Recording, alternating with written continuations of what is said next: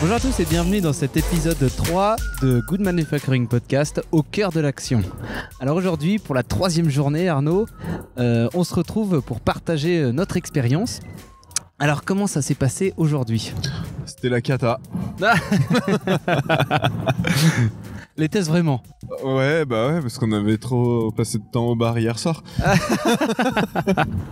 Non, c'était... moi je peux parler de ma partie, puisqu'en fait comme on a poursuivi la journée d'hier, on était séparés en 3 groupes. Et en fait, là on est rentré plus dans le détail de la description des process. Et en fait, du coup, ce que j'ai fait, moi, c'est que de mon côté, je les ai fait travailler un peu séparément. Enfin, je les ai redécoupés en sous-groupes encore, en disant, ok, vous prenez telle partie, vous prenez telle partie. Et je sais vraiment pas si c'est tout le travail qu'on a fait en préparation, plus les travaux de premier ou de deuxième jour, qui ont permis ça, ou si c'est parce que sur ce site-là en question, ils ont une maturité plus poussée que ce qu'on voit d'habitude. Mais en fait, c'est passé comme une lettre à la poste. Ils ont réussi à décrire les process sans vraie difficulté. J'ai eu à ajouter quelques petits trucs, mais c'est tellement rien par rapport à ce qu'on a d'habitude. C'était un bonheur, quoi. Un bonheur. Et comment t'as fait pour gérer du coup la granulométrie du niveau de détail du niveau de détail avec tes sous-groupes? En fait, c'est là où je te dis que justement, j'arrive pas trop à savoir si c'est la nouvelle méthode qu'on a fait ou si c'est autre chose, mais ça s'est fait vachement naturellement. Ouais. Et du coup, j'ai pas eu besoin de vraiment challenger le niveau de détail. Il y a un groupe où le niveau de détail était un peu, pas assez poussé, je trouve. Mais voilà, en discutant 5 minutes, j'ai compris très vite le niveau de détail suivant et on l'a mappé, ça allait super simple. Donc c'était impressionnant, vraiment. Enfin, franchement, je suis... Donc comme l'a dit hier, toi tu étais plutôt sur un processus recherche et développement, donc un truc que tu maîtrisais un peu moins. Ouais. Est-ce que tu as réussi à bien te composer face à ces trucs ? Ouais, alors carrément. Et en fait, ce qui était assez intéressant, c'est que quand tu prépares ton étude, tu vois, tu prépares quelques documents, et finalement c'était toujours la même chose, quoi. Tu prépares tes documents, tu commandes tes consommables, tu réserves ton équipement ou ta suite d'équipements dans leur truc, enfin, et que ce soit du 5 litres, du 50 litres ou du je sais pas quoi machin, c'était toujours la même chose. Donc il y avait beaucoup de copier-coller. Et en fait, à un moment donné, à force de dire toujours la même chose, d'un moment, je dis ouais, mais là, quand même, les équipes, faut le faire un peu à l'avance, machin. Enfin, non, on est 5. Ah, ok. Mais oui, mais en fait, là, on était dans les étapes vraiment très tôt du recherche et développement, et c'est vrai que il y a de moins en moins, plus tu vas en amont, moins il y a de monde, quoi. Et j'avais pas tilté, quoi. Ah ouais, ils sont 5, quoi. Et ils sont 5 à faire des petits essais. Tu sais, en fait, on était dans l'échelle du flacon, quoi. Ouais. Donc ils sont 5 à faire des essais là-dedans, à faire les analyses, ils font un peu tout, et voilà, quoi. Et toi, ça s'est passé comment, du coup ? Parce que toi, t'avais un gros morceau encore ? Ouais, moi j'avais un groupe un peu plus large et je les ai pas du tout divisés en sous-groupes. Moi j'ai fait une autre stratégie, c'est-à-dire que je les ai mis en arc de cercle et moi j'ai pris la souris. Et t'as fait le prof de fac. Et ensemble, on a regardé, livrable après livrable, on a défini les étapes pour y arriver. Ouais. Donc ils étaient assez contents parce que l'air de rien, ils faisaient tous des parties de cette énorme process. Moi j'avais donc transfert industriel, préparation à la fabrication, ce qu'on a traité aujourd'hui. Et donc avec forcément des étapes spécifiques selon cité dans les no cliniques, dans les lots de validation ou dans les lots de routine. Et finalement, ils avaient énormément de mal à séparer dans leur tête au départ le fait que finalement, quand tu fais de la production, ça reste de la production, donc finalement tu repasses exactement par les mêmes étapes qu'un lot classique. Ouais. C'est juste que tu rajoutes au départ quelques trucs. Et là, aujourd'hui, ils avaient bien intégré ce concept. Et finalement, ils me disaient direct dès l'avance, ça on le fait déjà, hop, ça fait une boucle ici, ça on le fait déjà, on fait une boucle ici. C'est marrant, hein ? Ouais, comme quoi... C'est marrant que ça soit pas si évident pour les gens qui sont dans leur quotidien et que vraiment à chaque fois qu'on va sur ce genre de site, c'est vraiment difficile pour eux de comprendre que en fait finalement produire un lot clinique c'est la même chose que de produire un lot JMP ou un lot engineering.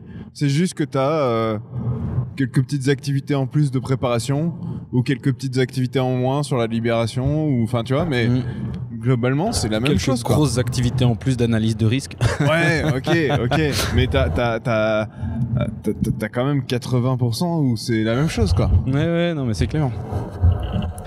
C'est clair. Et puis ouais, finalement ils étaient assez contents de pouvoir regarder leur processus un peu globalement. C'est vrai qu'en plus, ça tout de suite un petit sentiment de ah putain, on fait quelque chose de compliqué. T'aimes bien ça, toi. Mais ouais, la tête globale du truc, c'est pas mal. Et je pense que ça va nous aider pour la suite du programme.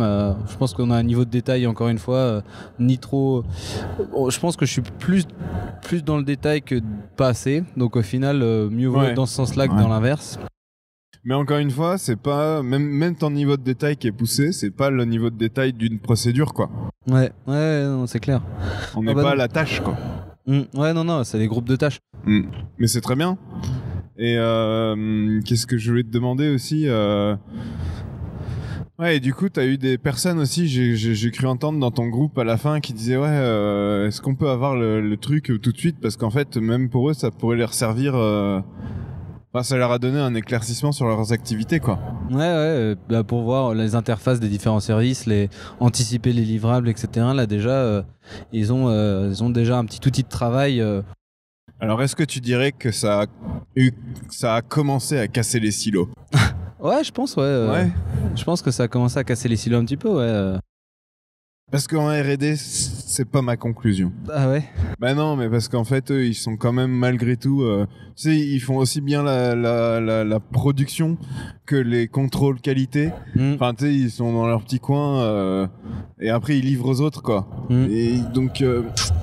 cela dit, ouais, comme tu dis, je pense que c'est surtout entre le transfert industriel et la production où là ça a bien discuté. Par contre, vu que j'avais pas personne du sécu, là on n'a pas pu. Et puis heureusement, parce que finalement j'ai pas trop traité le sécu aujourd'hui. Donc là, effectivement, il y a encore du truc. Mais bon, il y avait les gars du transfert industriel méthode analytique qui étaient là quand même. Bon, assez intéressant, l'air de rien. Mais comme tu dis, un processus reste un processus avec les bonnes questions et les bonnes mécaniques d'enchaînement, enfin de vision, quoi. On s'habitue partout, quoi. Ouais, carrément. Voilà. Alors, est-ce que tu peux nous parler un petit peu des prochaines étapes, Arnaud ? Qu'est-ce qu'on va projeter de faire pour notre prochain ? Donc là, on a passé 3 jours et on retourne pas la semaine prochaine, mais la semaine d'après. Alors, qu'est-ce qu'on va faire ? On a une semaine, de travail à la maison, comme on dit. De travail à la maison, ouais. Bref, en gros, il va falloir quand même qu'on remette un peu au propre, qu'on reformalise, qu'on homogénéise entre nous aussi. Ouais, la forme, le nom des livrables le nom des livrables, donc la cohérence. À l'autre.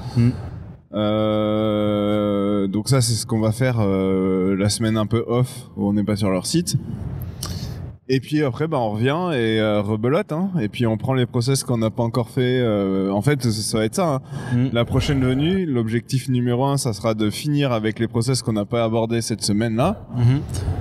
Et puis, potentiellement, je suis assez confiant sur le fait qu'on va commencer à pouvoir aller mapper les rôles sur certains process et donc qui est responsable des opérations qu'on a identifiées, qui est contributeur, et commencer à faire notre petite analyse arc-en-ciel. Donc là, le but, c'est chaque action, donc pas les livrables, donc chaque chose qui connecte les livrables entre eux, on va essayer de déterminer qui intervient sur cette action. Donc idéalement, il n'y a qu'une seule... idéalement, non, idéalement, il n'y aurait qu'un seul groupe de personnes qui intervient sur l'action. Mais une seule fonction. Ce qu'on repère régulièrement, c'est que il y a plusieurs groupes plusieurs types de personnes. Tout le temps. C'est qu'il y a plusieurs groupes de personnes qui interviennent sur la même action, et ça fait toujours le boxon, quoi. Voilà. Exactement. C'est l'objectif final de ce diag, c'est de montrer l'effet arc-en-ciel, quoi. C'est tu mets une couleur par personne différente qui fait dans l'organisation, et puis après tu les maps un peu partout dans les process, et en fait tu vois des arcs-en-ciel partout. Alors ça a l'air super sympa comme ça, mais du coup plus il y a d'arc-en-ciel, moins tu maîtrises. Plus le difficile truc, c'est quoi. Parce que du coup au final c'est ça c'est quoi le nom de cet effet là de où plus tu mets de personnes sur un sujet au plus. C'est l'effet Metcalfe. L'effet c'est le diagramme de Metcalfe. Diagramme de Metcalfe, c'est-à-dire donc au plus il y a de personnes impliquées dans l'action, au plus tu as de lignes de communication différentes et au plus c'est compliqué de se coordonner. Exactement. Donc voilà l'objectif de ces semaines suivantes. Donc merci beaucoup de suivre notre intervention au cœur de l'action. Et bah écoutez, on se retrouve dans 2 semaines pour un prochain épisode. Allez, ciao. Bonne journée.